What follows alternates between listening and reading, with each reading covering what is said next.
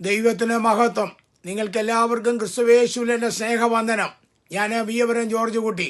ഈ ദിവസങ്ങളിൽ സ്ഥാനത്തെക്കുറിച്ച് പല വീഡിയോകൾ ഇറക്കുവാൻ ദൈവം കൃപ ചെയ്തു.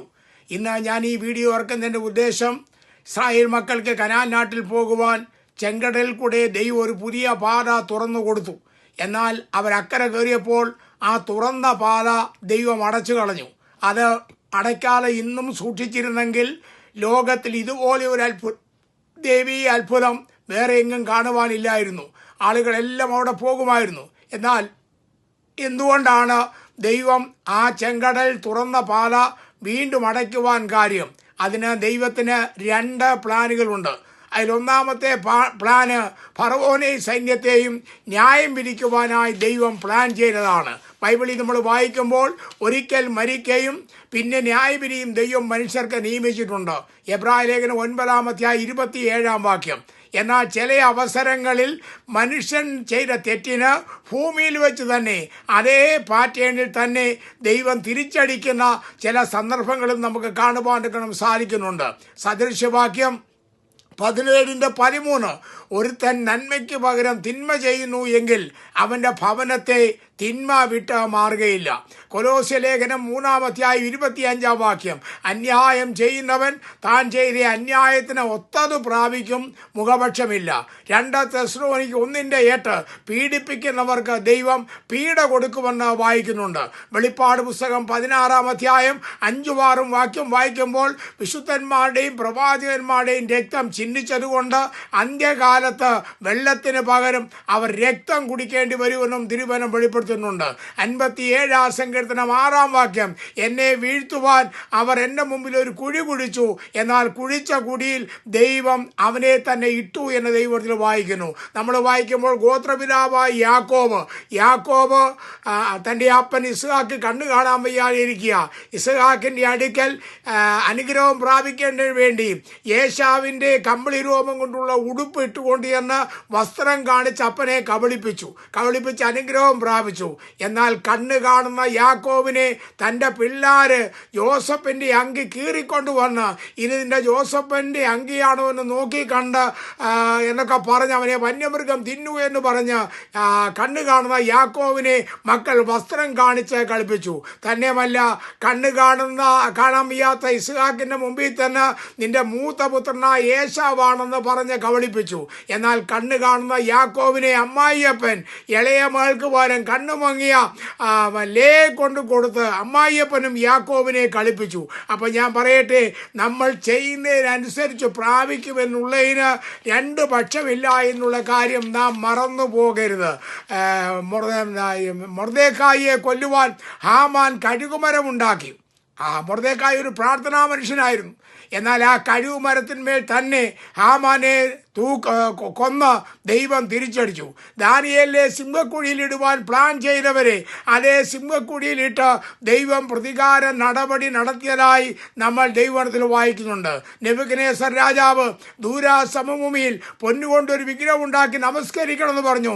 നമസ്കരിക്കാഞ്ഞ ഹനന്യാവ് മീശായേൽ അസര്യാവിനെ തീയിലിടുവാൻ സൈന്യത്തിലെ മഹാബലവാന്മാരായ ചിലരെ നിയമിച്ചു.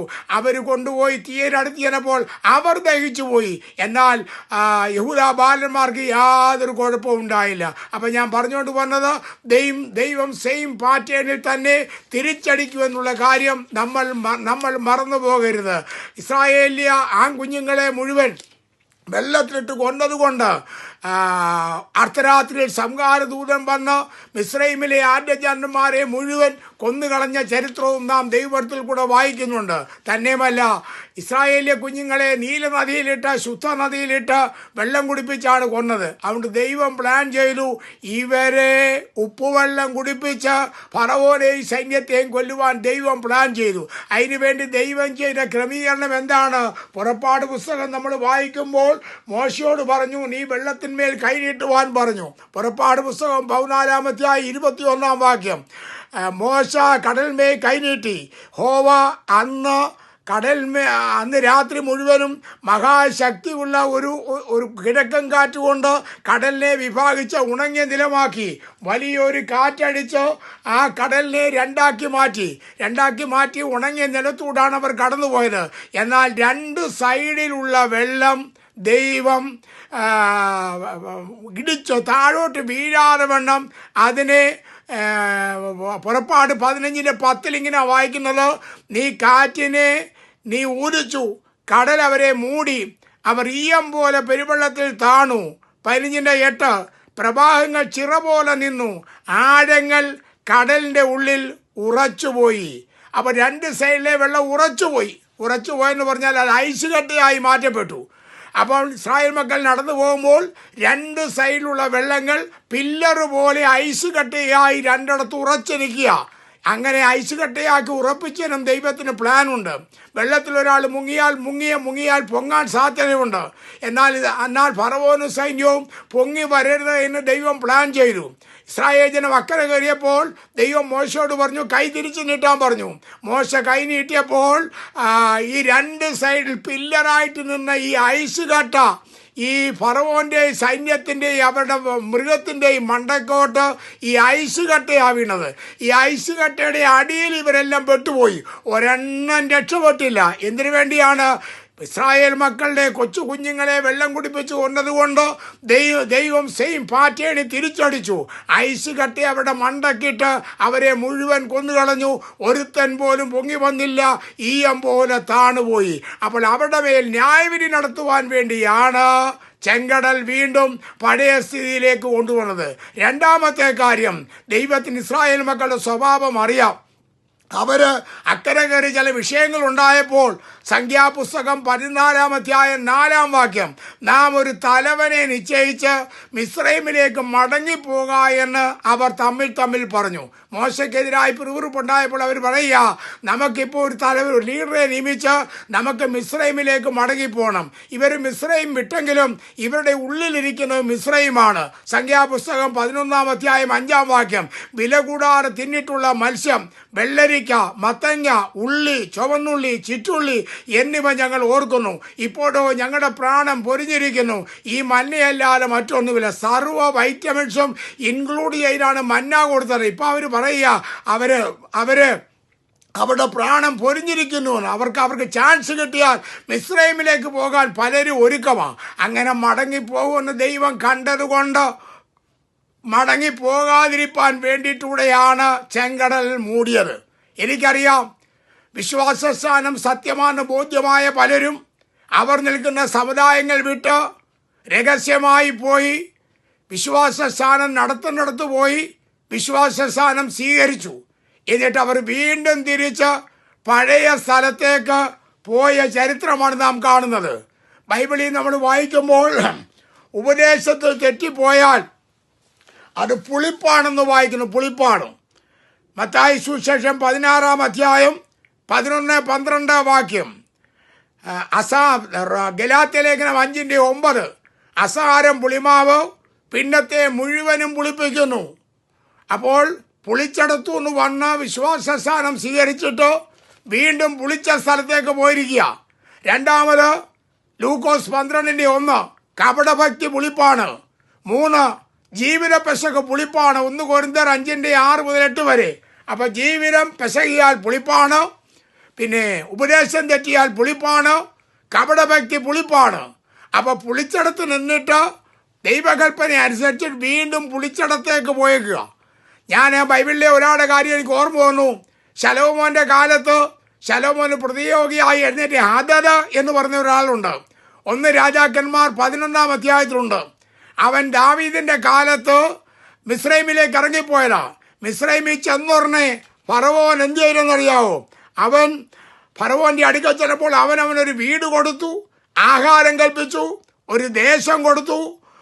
അവനോട് വളരെ ഇഷ്ടം തോന്നിയതുകൊണ്ട് ഫറവോൻ്റെ ഭാര്യയുടെ സഹോദരിയെ കല്യാണം കഴിപ്പിച്ചു.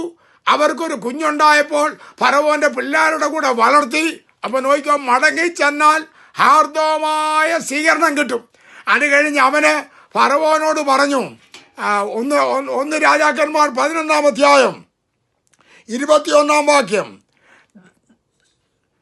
അതത് ഫറവോനോട്, ഞാൻ എൻ്റെ ദേശത്തേക്ക് യാത്രയാകേണ്ടതിന് എന്നെ അയക്കണമെന്ന് പറഞ്ഞു. ഫറവോൻ അവനോട്, നീ സ്വദേശത്തേക്ക് പോകാൻ താല്പര്യപ്പെടേണ്ടതിന് എൻ്റെ അടുക്കൽ നിനക്ക് എന്തു കുറവുള്ളൂ എന്ന് ചോദിച്ചു. ഉടനെ അവൻ പറഞ്ഞു, കുറവൊന്നും ഉണ്ടായിട്ടല്ല, എന്നാലും എനിക്ക് പോകണമെന്ന് പറഞ്ഞു. അപ്പം മടങ്ങി ചെന്നാൽ വേണ്ടതെല്ലാം തരും, ആർദ്രമായ സ്വീകരണം തരും, എല്ലാ സ്ഥാനങ്ങളും നിങ്ങൾക്ക് തരും. ഇവിടെ ഒന്നിനും കുറവില്ല. ഇപ്പം അന്യഭാഷ പറഞ്ഞു, പ്രാർത്ഥിക്കണേ പ്രാർത്ഥിച്ചോ, പ്രസംഗിക്കണേ പ്രസംഗിച്ചോ. പക്ഷേ ഞാൻ പറയട്ടെ, നീ കനാനിലേക്ക് പോയ യാത്രയിൽ നീ മടങ്ങി മിസ്രൈമിലേക്ക് പോയേക്കുക. മിസ്രൈമിൽ പോയിട്ട് മിസ്രൈം വിട്ടതിൽ കയറിപ്പാടില്ലെന്നുള്ള പാട്ടൊക്കെ പാടുന്നു. പക്ഷേ മിസ്രൈം വിട്ടിട്ടുണ്ടോ? ഇപ്പോഴും പഴയ മിസ്രൈമിലാ. അങ്ങനെയുള്ള ആരെങ്കിലും എൻ്റെ ഈ വചനം കേൾക്കുന്നെങ്കിൽ, മാന്യ ശ്രോതാക്കളെ, കർത്താവിൻ്റെ നാമത്തിൽ ഞാൻ പ്രബോധിപ്പിക്കട്ടെ, മടങ്ങി വരിക. വാഗ്ദത്ത കനാനാണ് നമുക്ക് വേണ്ടിയത്. സത്യത്തിലും ആത്മാവിലും ആരാധിക്കുന്ന സഭയാണ് നമുക്ക് വേണ്ടിയത്. പഴയ പുളിച്ചടത്തേക്ക് പോകുവാൻ ദൈവം നമ്മെ അനുവദിക്കുന്നില്ല. അപ്പൊ ചെങ്കടൽ മൂടിയതിന്റെ 2 കാരണങ്ങൾ: 1, ഫറവോനെയും സൈന്യത്തെയും ന്യായം വിധിക്കുവാൻ; 2, ഇറങ്ങി പുറപ്പെട്ട ജനം മടങ്ങിപ്പോകാതിരിപ്പാൻ. നാം പിന്മാറുന്നവരുടെ കൂട്ടത്തിലല്ല, വിശ്വസിച്ച് ജീവരക്ഷ പ്രാപിച്ചവരുടെ കൂട്ടത്തിലാണ്.